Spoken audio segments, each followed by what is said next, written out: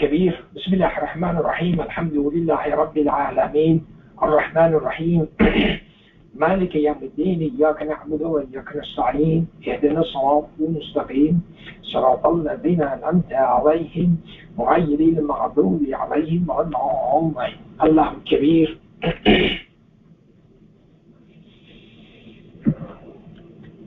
Again, we are grateful to God for giving us all of these huge blessings that He has given us, and we are indebted to Him, and so we can never be grateful enough to our Lord, and so we have to make sure that we understand this, and we have to ask Him to give us the strength and the ability and force us to be grateful to Him, and be appreciative of all of the favors that's bestowed upon us. This is a huge chance for us that we should, the entire day, we should remember Him, and we should remember His blessings and His generosity and His love that He showers us every day with.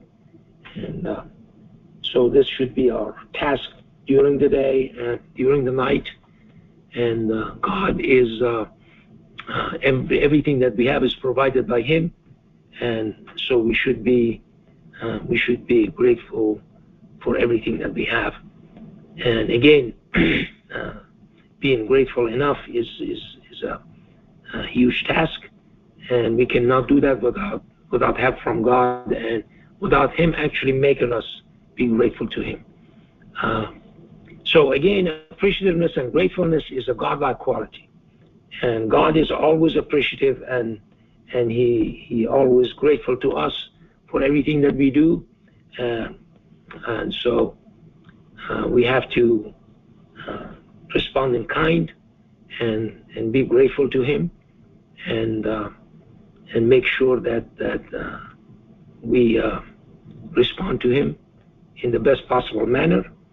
And again, remember that we owe Him everything that we have.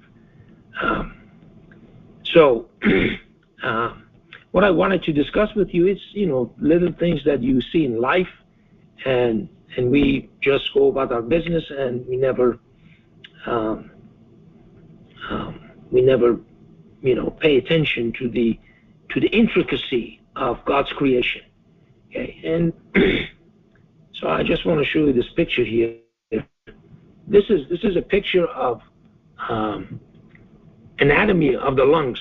Okay, so as you see, you have two lungs, and the left lung and the right lung, and so the idea is that the left lung is a little bit smaller than the right one. Okay, and so I was thinking about this. It was early in the morning, and I was thinking about it, and it sort of brought a smile to my face, and it was a good feeling. And the good feeling came about this, that if you think about it, this is the truth. This God's creation is the truth. The little room that is provided by the smaller lung on the left side is actually given room to the heart. Okay, that's why. And it has two lobes, and the right lung has three lobes. Okay, so it's a little bit of biology. But now let's assume that you were going to design something. Okay, you had a team of designers, and you want to design a robot or something, and all of a sudden you find out that the pieces don't fit together. Okay, in design things, people have this team, this sub-team that's called integration. And so all of these different pieces that people make, and then they want to put them together, and then all of a sudden they find out, oh my God, this doesn't fit here. It's a huge task, okay? In design, engineering design, and scientific design, it's a huge task. You have to have this team that looks at these things, these different pieces, and try to put them together, and as I said, all of a sudden it doesn't fit. And so, in this case, obviously there's the truth. God creates things according to the truth. So, it was designed this way, but to our mind, it's like a trial and error. You see? And all of a sudden they saw it wasn't fitting and said, okay, let's make this one a little bit smaller. Okay? But that's not what happened. What happened was a grand design, and the grand design was designed exactly like this, and that was the truth. Okay? And that's what we should take this from this, okay? But you know, when you look at our point of view, you see, that's why I'm saying that we have to make sure that we always look at what God does, not the same way that we look at things. The way we look at things are different. The integration of those pieces was a grand design that God already had. He didn't have to have a team of designers that called the subgroup that called the integration group. It integrates all these pieces together, and he said, oh my, it doesn't fit. And then he said, Mr. Group Leader, it doesn't fit. So what should we do? Well, make that one a little bit smaller. That's how we operate. Because we don't have a full view of the entire thing and the entire design. See that? We make mistakes. God doesn't do that. Okay? And so, if you want to call this God's sense of humor or whatever, okay, the way that it looks to us as though it was something that wasn't predicted, and then God said, well, let's make that lung a little bit smaller. No, that's not what happened. What happened was a grand design, and that's how God did it. And now let me tell you this, it wouldn't have worked otherwise. Okay? It's not like our designs. It would not work. Sometimes you have a grand design, as I said, you put it together and it doesn't work. You have to throw it away and start again from scratch. That's how we do it. Okay? So we should never look at our own point of view, okay, as the way God does things. If we do that, we mess it up. That's why we have all of these extraneous laws and regulations that we have added there, because somehow we thought that God made a mistake, or God somehow forgot about these things and he didn't mention it. Okay? Why he says that nothing is being left out of this book, be it dry or wet, if you like it.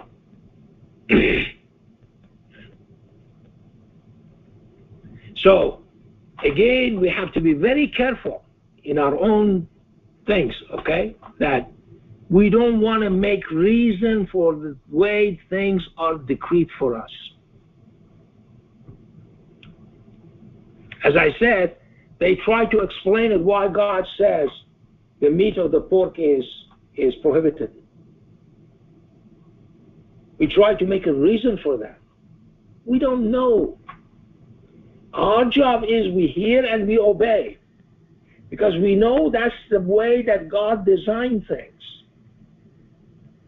And he told us this is prohibited for you. You cannot approach this. Remember that one tree? Okay, which was our test. You can have everything you want.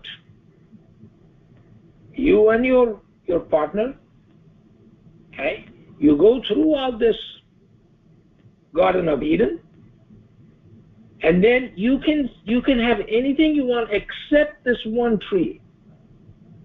Do not approach it. We didn't take his word for it. We cannot keep doing the same thing.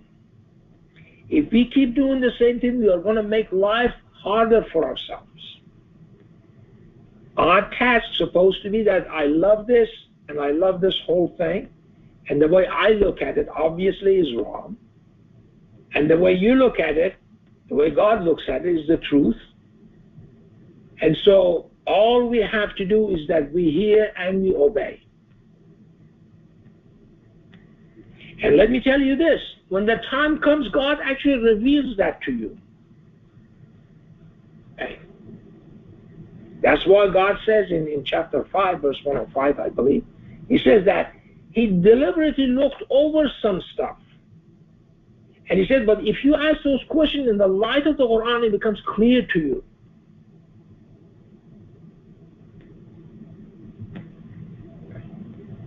This, we have to know that this is God's design. When we look at this, this is a perfect design.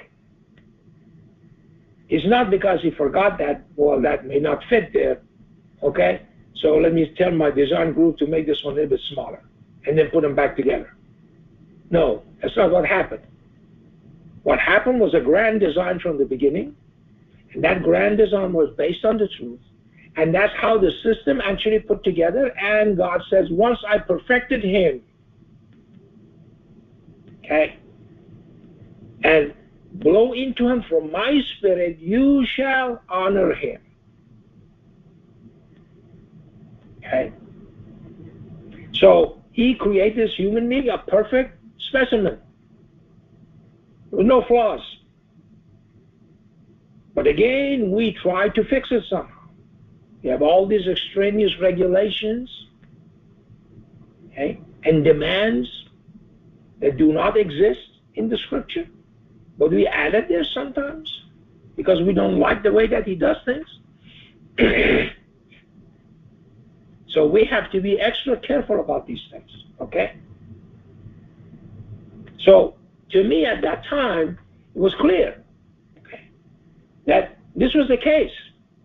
And then that's why I smiled, because it looks like God has a sense of humor, and he tells us a sense of humor in this way. Okay? That somehow these people, they think that, this is how it's done, that God is a function of time, and he does something, he makes a mistake, and then he fixes it later. Okay? And so that's what God says. God says he misleads with it whomever he wills, and guides with it whomever he wills. So that's the grand design that we should appreciate and love, and make sure that we understand that this is based on the truth. If it was designed any other way, let me put it this way, if it was designed any other way, it would not work. Okay? That's God's system, and we have to love it, and we have to, basically what we have to do is we have to be at peace with the way that God does things. And then we have an easier life. We have a happier life. Okay? Today we are happier than yesterday, and so on and so forth. And we get closer to God by doing that.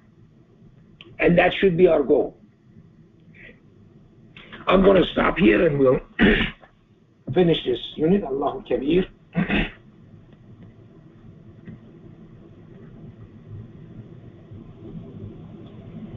Subhanallah.